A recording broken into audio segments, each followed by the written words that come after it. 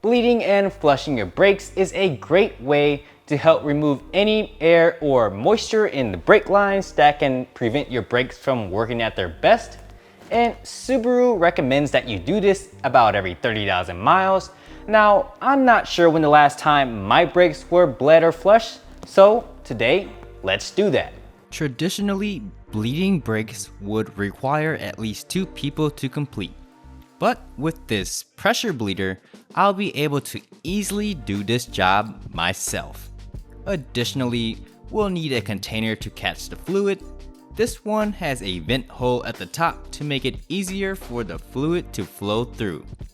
We'll also need an 11mm wrench for the bleeder screws, a turkey baster to remove brake fluid from the reservoir, and for the brake fluid itself, you can either use dot 3 or dot 4. It may be a good idea to put some towels around the brake reservoir to catch any drips, as brake fluid is corrosive, especially on paint. First, we'll need to remove the brake reservoir cap, as well as the filter. Then we can use our turkey baster to remove some of the old fluid. We want to remove most of the fluid while being careful not to remove all of it. I'll continue removing the fluid until it gets right around the low line. Now, if you want to use one of these power bleeders, you're going to want to make sure that you have the cap that fits onto the reservoir for your specific car.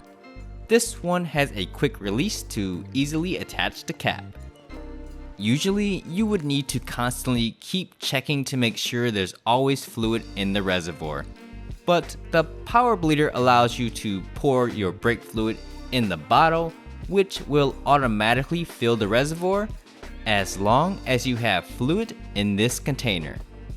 I bought 1.5 liters of fluid, but I only used around a liter, and because brake fluid is hydroscopic, whatever you don't use can't be used later, so I recommend starting with just a 1 liter bottle.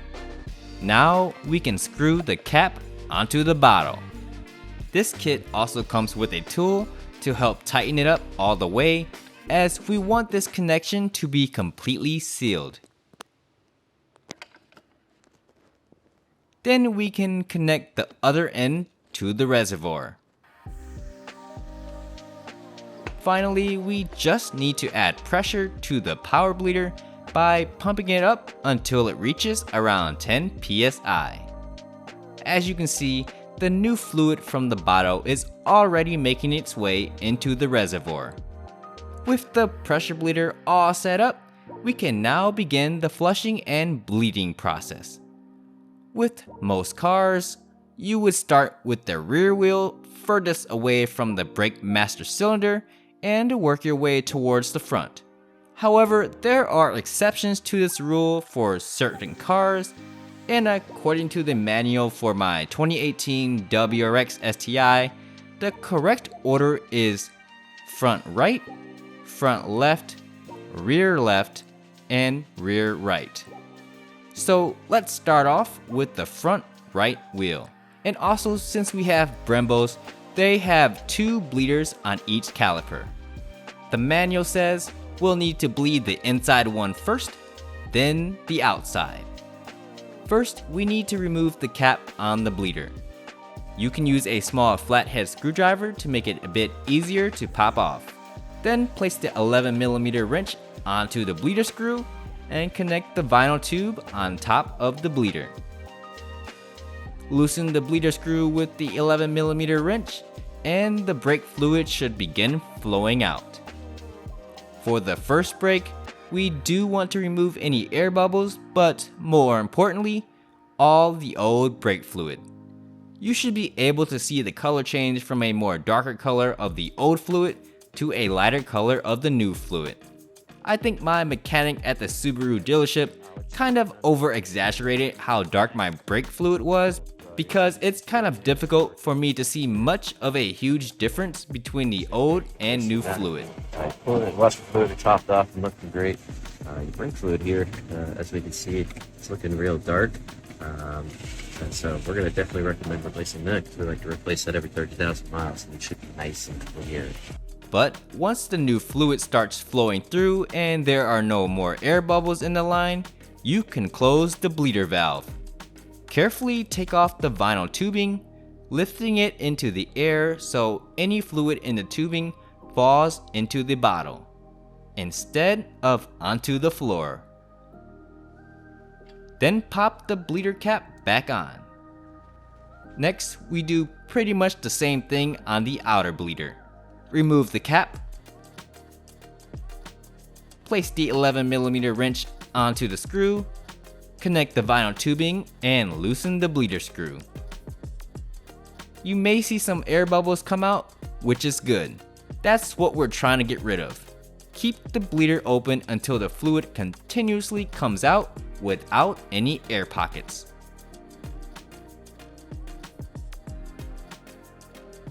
Then simply close the bleeder, disconnect the tube, and put the bleeder cap back on.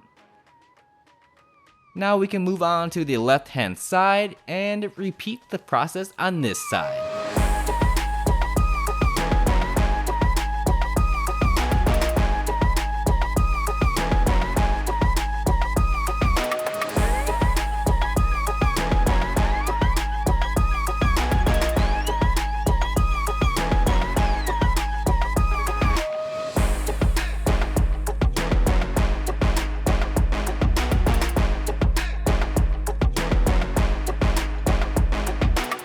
With two sides down, we can now move on to the rear left side.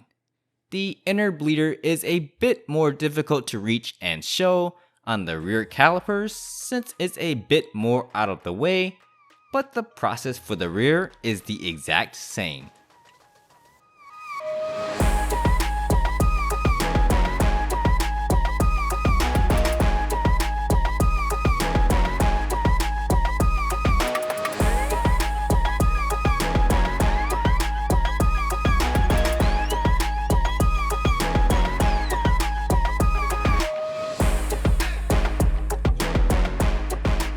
Now we only have one more caliper to go, the rear right side.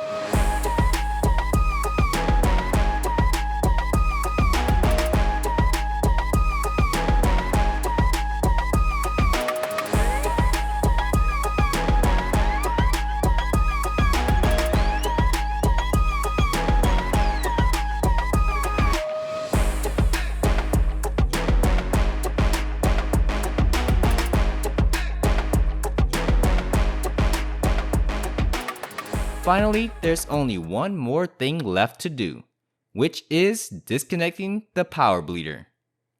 It's very important to make sure you take off the cap of the power bleeder first so we can safely release the pressure.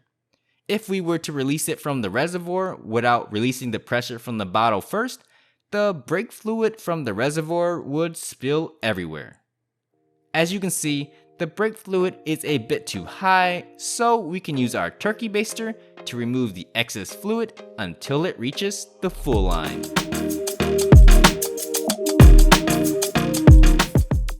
Then return the filter and screw on the cap. And after a little bit of work, my brake fluid is now flushed and bled, and I've definitely noticed that my brake pedal hasn't been as firm or responsive as it once was when I first got this car, but now I'm hoping that it feels pretty much brand new, especially since I've also recently changed out my brake pads and rotors, which I also have a video on, which you should definitely check out, and consider subscribing for more automotive content.